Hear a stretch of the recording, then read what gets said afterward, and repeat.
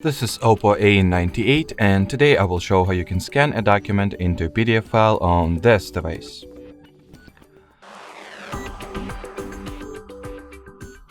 So first step is to find and launch the Google Drive application. So here it is. If you do not have it pre-installed or you have earlier manually deleted the app, you can just get it for free from the Google Play Store. Anyway, once you have successfully launched the Google Drive, tap at this plus icon at the bottom right corner of your display. Choose the scan option from the menu, grant Drive with the camera permission, and then once the camera interface launches, take a photo of your, document.